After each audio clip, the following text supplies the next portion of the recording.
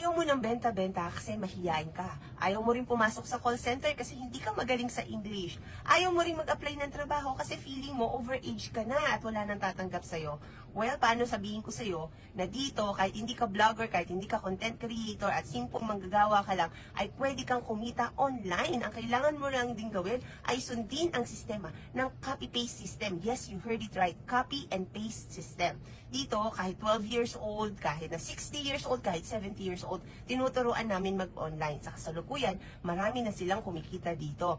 Example lang natin, yung isang senior citizen natin from Camarines Sur, ayan, and also from Cabanatuan City, ayan, mga senior citizen. Also, we have dropout student, mga police, mga nurses, mga manggagawa na katulad mo at katulad ko. And lahat po kami ay kumikita na dito sa platform. Ang kailangan mo lang pong gawin as requirement is magkaroon ka ng account ID kasi dito pumapasok po ang lahat ng transaction dito sa business.